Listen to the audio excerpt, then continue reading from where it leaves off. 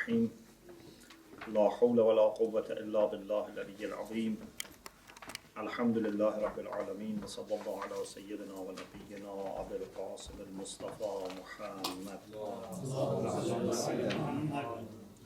وآله الطيبين الطاهرين لا سيما بقية الله في الأراضين أجل الله تعالى فرجه الشريف اللهم أخرجني من ظلمات الوهم وأكرمني بنور الفهم اللهم افتح علينا أبواب رحمتك وانشر علينا خزائن علومك برحمتك يا أرحم الراحمين. We continue our discussion about murajjihat, those things that are mentioned in the hadith as preferences that can give extra weight to one side of conflict when we have conflicting hadith. There were few things that Ayatollah Subhani didn't agree with. Those things that, for example, refer to the narrator, to the Ravi. He said they are not about this case, it's about judging. Or, for example, things about Shuhrat Amali, something which is more famous in becoming a basis for fatwa. The only two things that he accepts is at-tarjih bi-muwafaqat al-kitab, which we already discussed, and the one that we want to discuss today. With respect to muwafaqat al-kitab, we mentioned that we mean by muwafaqa opposite to mukhalafa, something which is even not in need of making takhsis or taqyid.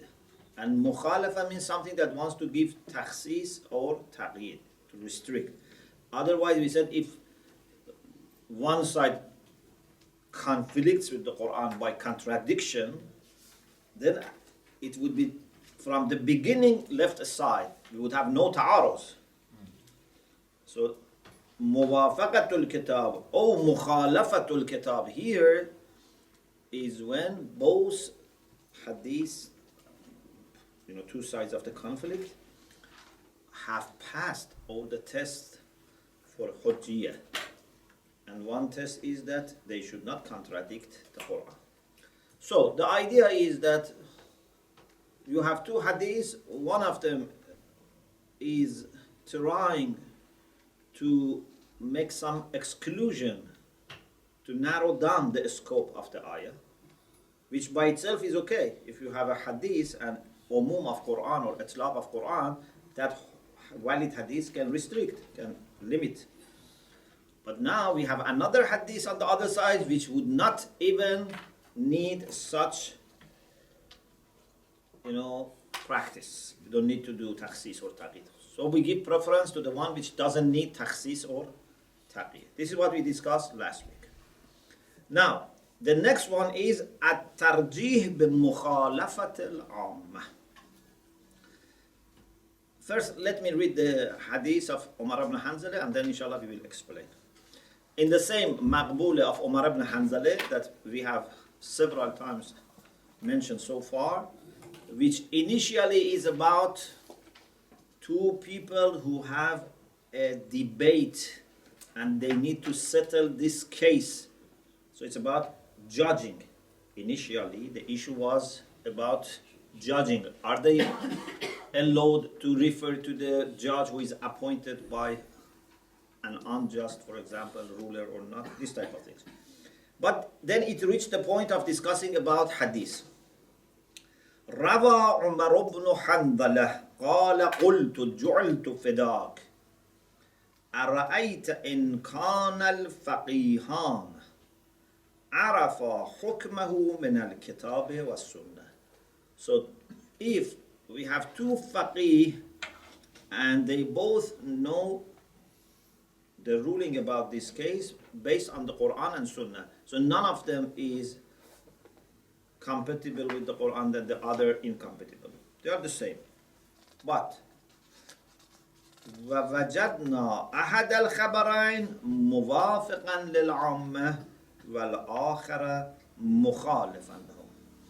One of the two hadiths that conflict with each other is in compliance with the view of the non-Shia, the majority, the ruling party, and the other one is only found among the Shia. What do we do? So please remember, the idea is not that from the beginning any hadith which is compatible with the view of non-Shia we leave it aside. No, it's when there is ta'aruz, when we have to leave aside. Sometimes we leave aside the party which is even narrated by the Shia. Both are narrated by the Shia. But one is, for example, more compatible with the Quran.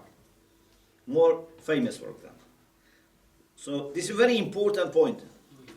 We don't have such principle in our methodology of hadith that we only accept the hadith from Shia narrators and we reject hadith from non-Shia. No, we don't have such a thing. We accept hadith from any reliable source. If a Shia is reliable, we accept. If a Shia is not reliable, we don't accept. If a non-Shia is reliable, we accept. If a non-Shia is not reliable. So being Shia or non-Shia doesn't guarantee anything. The question is, what about cases that both sides are in themselves hujjah? Ta'aruz, you remember we said ta'aruz means each side on its own stands for all the tests for hujjiyah, for validity. In the sense that if it was only that hadith, we had acted upon it. But now we have conflict with another hadith or sets of hadiths that they also stand for all the tests of hujjiyah. Now we have two hadiths and we have to choose one. What should we do? Salam. We can say if they are equal, you have choice. We can say, look, which one is more likely to be authentic or to be genuine, and which one is more likely to be not genuine. For sure, if someone knows that there is an issue that the people who have power, the rulers, the hukam, who had army, who had security, who had judges, everything they had. If there is an issue that there is a fatwa that is accepted by those who are powerful, and the other fatwa is only said by the Shia who had no power, no position, nothing to fear from them, no money to expect coming to you. So if you have two hadiths and you have to choose one because it's ta'arus, which one is more likely to be the genuine one and which one is more likely to be either fabricated or to be said for the case of taqiyya? The one which is only said by the Shia cannot be for taqiyya, certainly. And the chance of this one being fabricated is much less.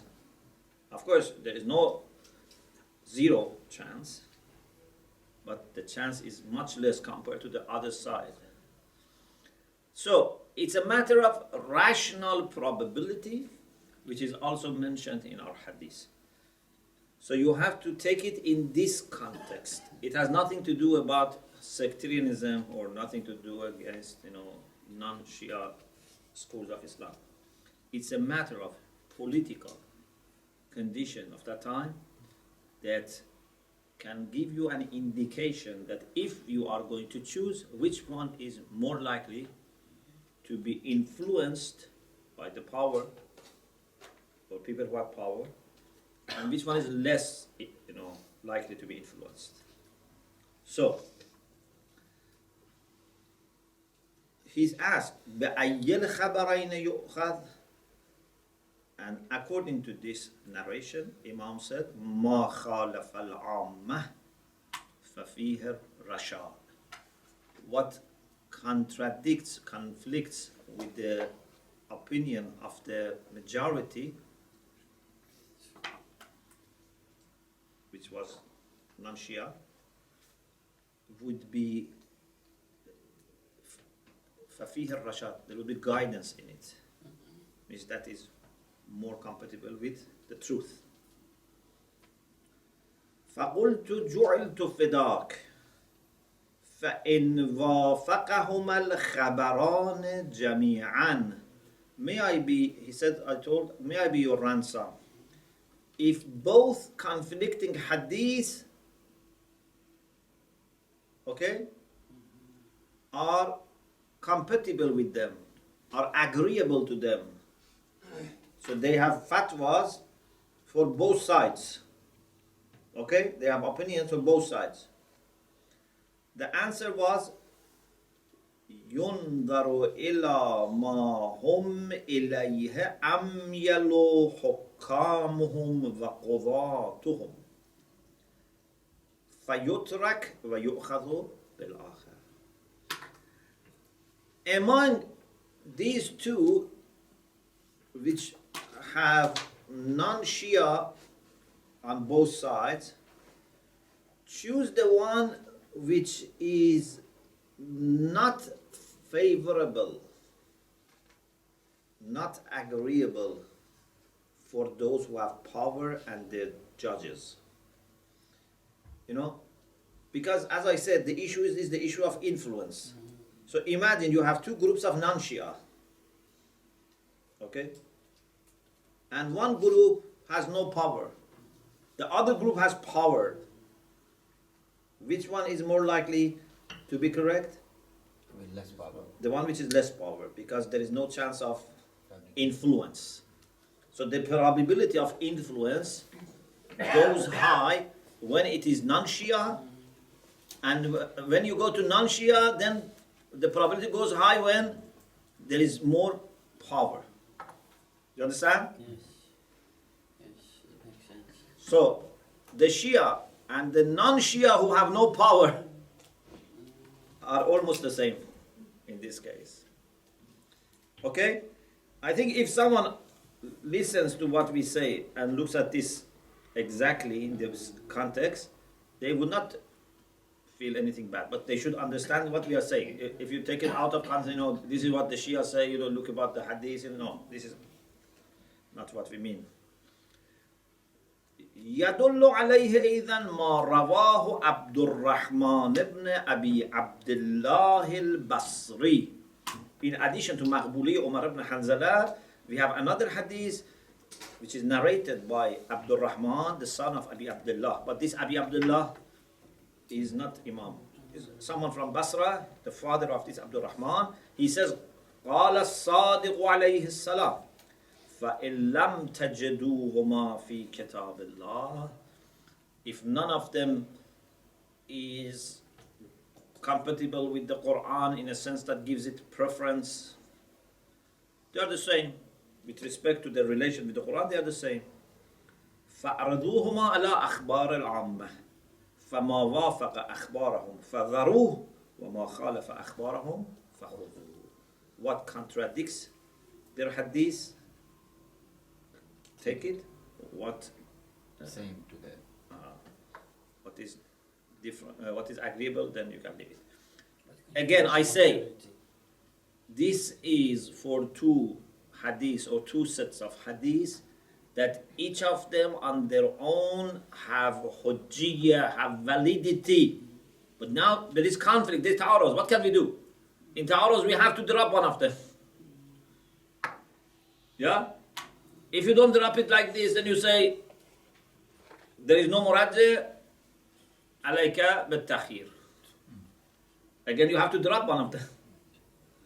So, we say now that we have to choose one and drop the other, let's see which one is more likely to be influenced by those who have power and which one is less likely to be influenced by those who have power. That's the idea. The next discussion is wajhul ifta' bit-taqiyya. Why sometimes Imams alayhimus salam used to give hukm. Of course, you have to be careful here when he says, the author says, Imams giving fatwa. This is not like mujtahids. Means giving opinion. Because we believe Imams don't do ijtihad. And what they say is not fatwa. What they say is explanation of the ruling. Okay, fatwa, normally we use it for mujtahids. Imams alayhimus salam, sometimes they used to give answer to the inquiries of people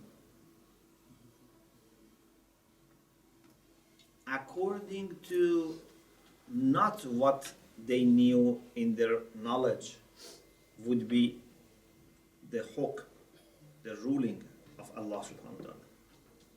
Sometimes because there was fear of people being killed or the school of Ahlul Bayt being attacked or weakened. Okay? So sometimes they used to give answer to the inquiries in the way that was showing agreement with was the established fatwa of the people who were, predominant.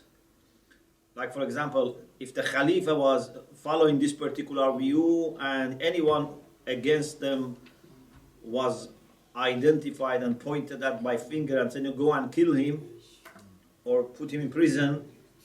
So sometimes Imams alayhi salam, to protect innocent people, they used to give them instructions to act according to what was their fatwa. Okay?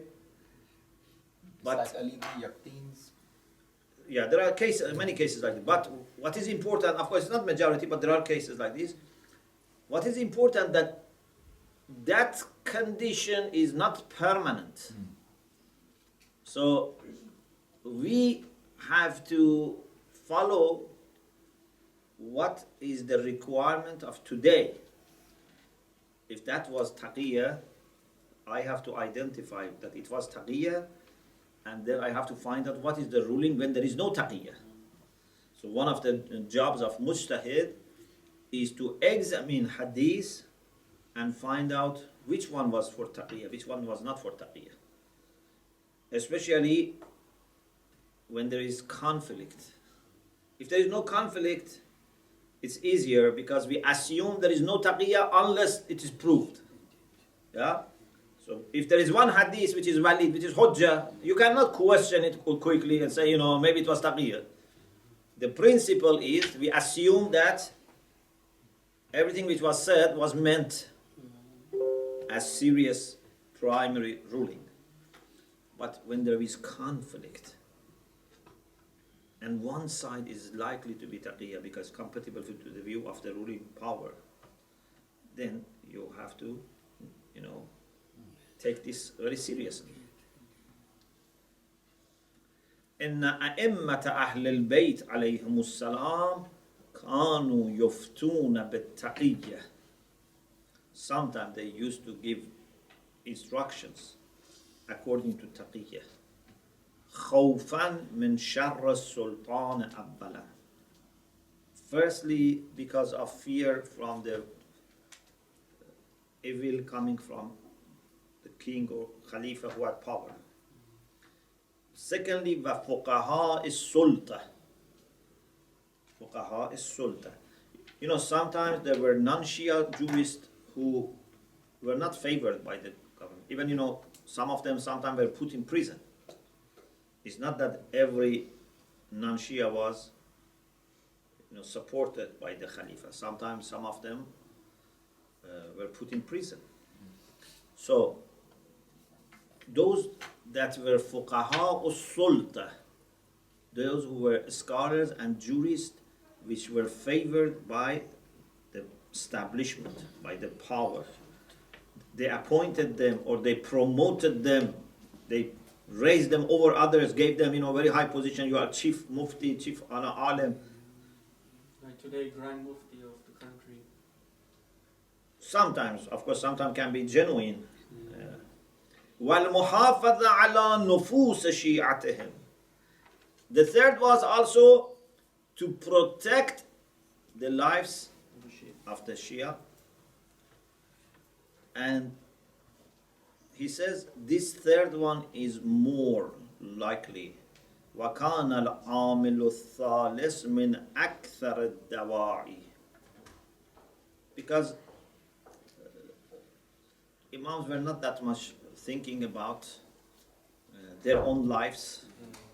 Of course, their life was important for the sake of people, but the main thing was people, innocent people. وَكَفَانَا فِي ذَلِكَ مَا جَمَعَهُ الْمُحَدِّثُ الْبَحْرَانِي فِي هَذَا الصَّدَدِ فِي مُقَدِّمَةِ حَدَائِقِهِ. Muhaddith al-Bahrani, one of our ulama, which had some akhbari tendency, Sahib al-Hada'iq al-Nadhira, but not very strong. And he's very respected scholar, and he's very good mujtahid.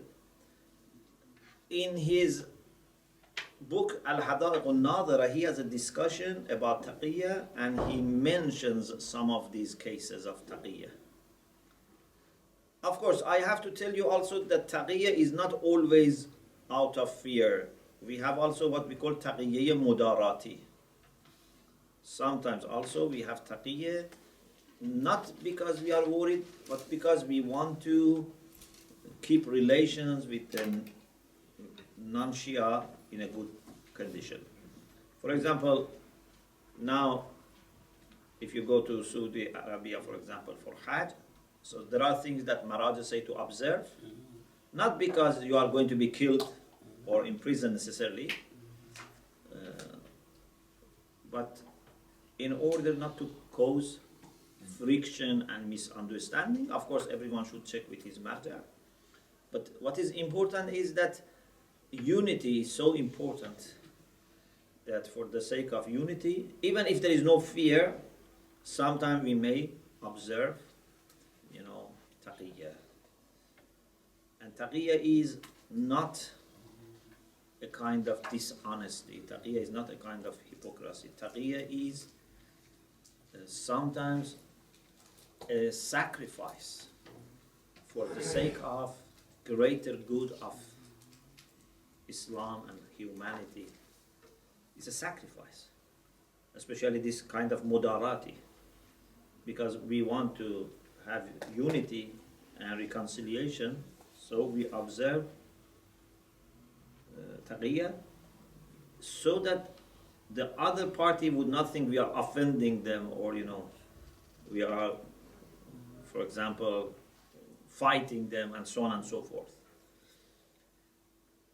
إن الرواة كانوا على علم بأن الإمام ربما يفتي في مكاتبه بالتقية. Narrators knew, those who were companions of Imams, they knew that sometimes Imams had to give fatwa, not the real hukm, but some instruction according to taqiyya. بشهادة ما رواه الصدوق بإسناده عن يحيى بن أبي عمران. Sheikh Saduq, for example, has narrated something which mentions that the Rawat narrators were aware of the possibility of taqiyya.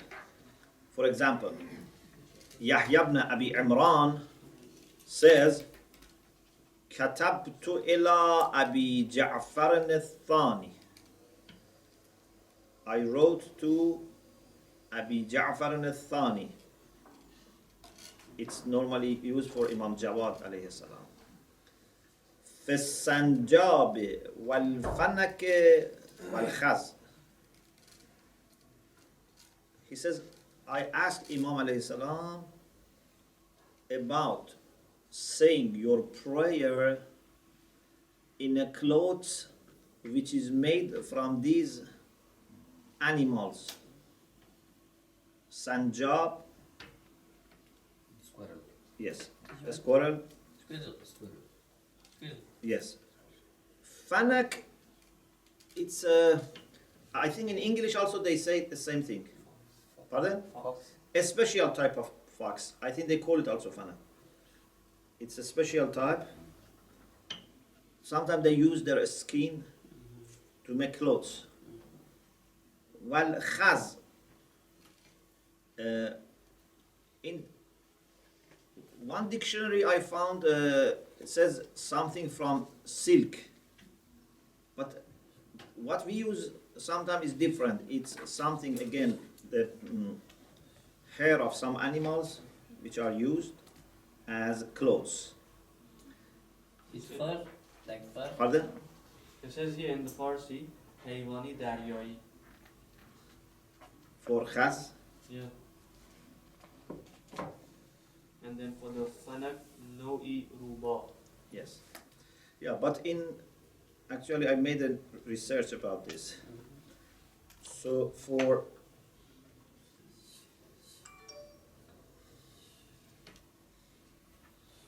In English it says silk.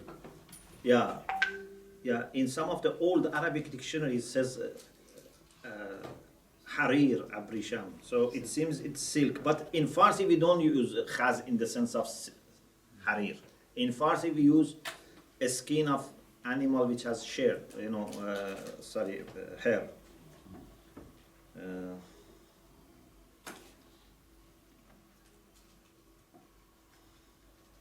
Anyway, the thing is not about actually this thing. It's about taqiyya.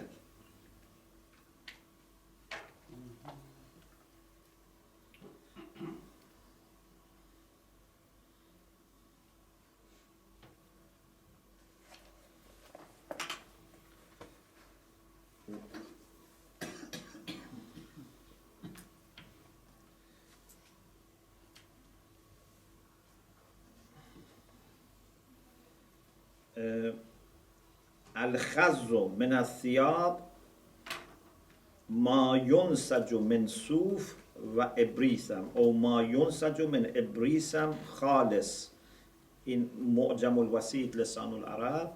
So either from silk or from wool, hair of animals. This is khaz. So, the question, of course, you know the answer. The answer is that if it is something which is eatable, then those parts which have no life can be used,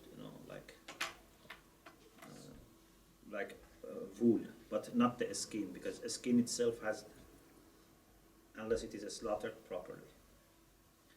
So, the narrator says, this is our concern. Our concern is not about actually the issue. The concern is this one. جعلت فداك أحب ألا تجيبني بالتقية في ذلك. He says, may I be your ransom? Please don't give me answer according to taqiyya. فكتب إلي بخطه. Then Imam wrote with his handwriting, صل فيها. Say your prayer there. So, it seems that this person was aware about the possibility of fatwa coming to taqiyya, but he didn't understand that if Imam has to observe taqiyya, whether he says, do taqiyya or not would not make difference. Yeah? Like if someone comes to you and says, what is your opinion? I know that, you have concerns. I know that, but what's your... If I have concerns, so I have concerns. I cannot... Yeah? لم يكن للإمام بد من إعمالها. Imam alayhi salam had no choice other than exercise إعمالها means exercising تقية. Why? لصيانة دمه ودم شيعته.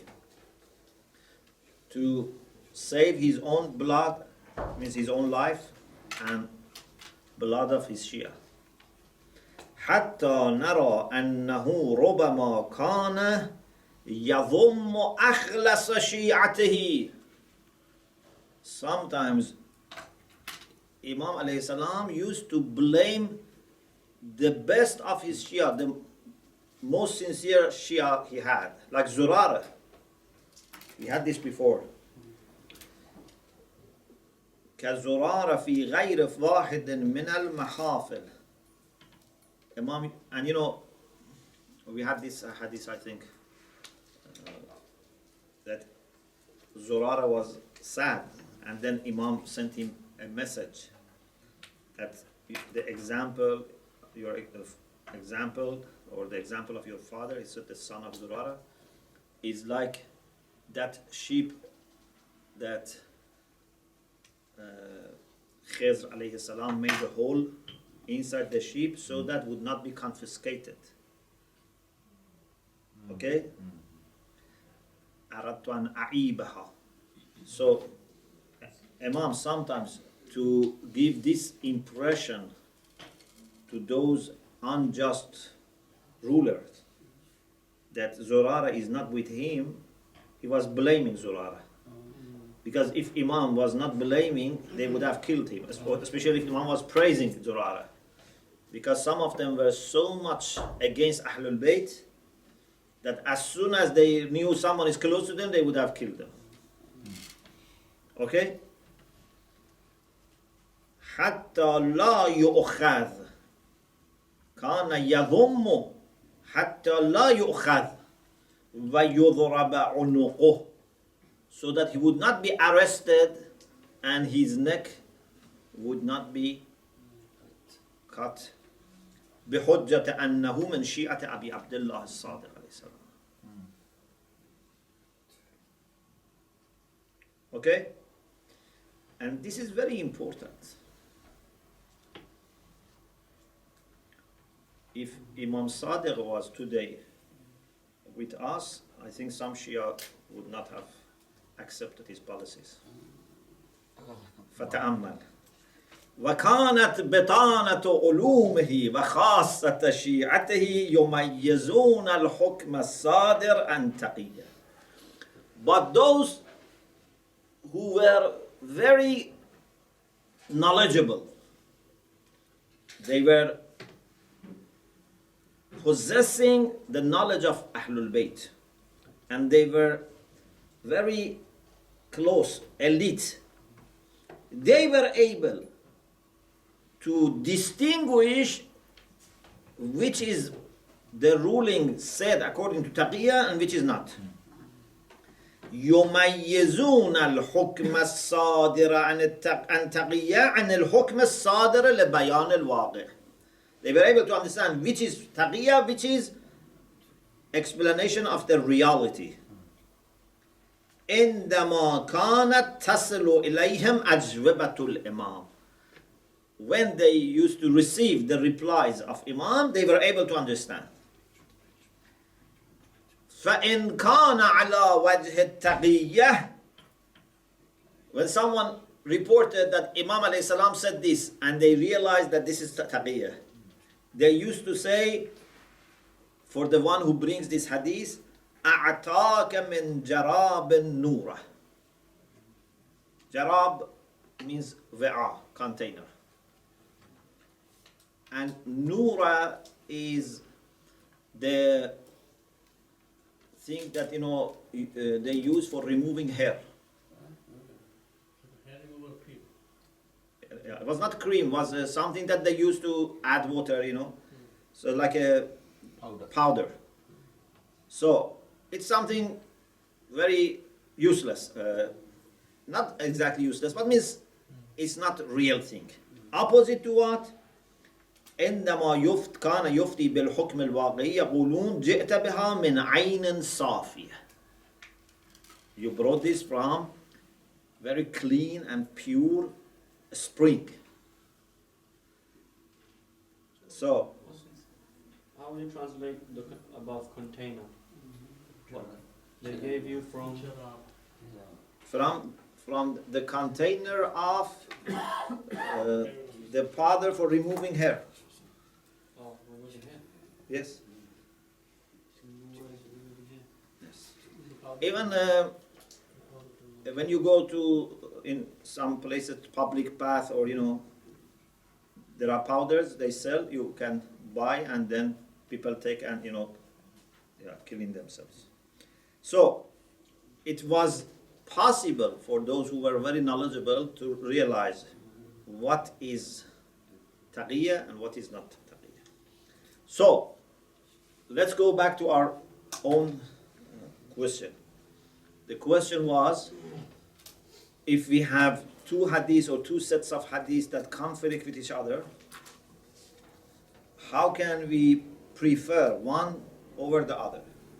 We said one is to see which one is more compatible with the view of those who have power or the majority, in contrast to the Shia who are minority. That one is more likely to be set for taqiyya or to be fabricated. Al-amru thani. Okay. The second question. If you remember, we said first we discussed what are murajjahat. Second is, are we supposed to follow these murajjahat, or it's just recommended? Is it necessary to follow these murajjahat which are mentioned? Al-akhdhu bil murajjahat lazim. Ayatollah Subhani says it's necessary, obligatory. When Imam says choose the one which is muwafiq of kitab and leave the one which is mukhalif, you cannot say I have choice. It's better. لا شك أن من رجع إلى رسال الروايات, the one who refers to the expression, to the language, to the expression which we have in the hadith, يقف على لزوم العمل بالمرجحات. He would realize that we have to act according to the murajjahat. It's not a matter of recommendation only. ولا يمكن حملها على الاستحباب. It's not possible to interpret them by saying that this means mustahab, it's better. إذ كيف يمكن حمل الأمر في قوله عليه السلام ما وافق كتاب الله فخذوه وما خالف كتاب الله فردوه على الاستحباب. How can you say this clear command that he says whatever is compatible with the book, take it. Whatever is in conflict, leave it. How can you say this is istihbab? وَقَدْ سَبَقَ أَنَّ الْأَمْرَ حُجَّةٌ مِنَ الْمَوْلَى عَلَى الْأَمْرِ. Before we said, amr, command, is zahirun fil wujub. Amr is hujjah, you cannot disobey unless you are sure that this amr is not for wujub. Otherwise, zuhur al-amr fil wujub. فَلَيْسَ لَهُ تَرْكُ الْعَمَلِ إِلَّا بِحُجَّةٍ أُخْرى. If you have another valid text to say that here, no problem, then you realize this is istihbab. أما ما هو ترتيب العمل بالمرجحات؟ فهل يقدم الترجيح بموافقة الكتاب على الترجيح بمخالفة العامة أم لا؟ So we have to follow murajjahat. What about the order? Tartib, order. Which one comes first and then second? We said, according to Ayatollah Subhani, we said only two murajjah we accepted. Yeah? We didn't accept the rest. Only two. Among these two, which one is more important? The one which is mentioned first? Muwafaqatul kitab. الجواب أن المستفاد من رواية عبد الرحمن بن أبي عبد الله هو تقديم الترجيح بالأول على الثاني وقد مضى نصها. We mentioned its text before. Alhamdulillah Rabbil Alamin.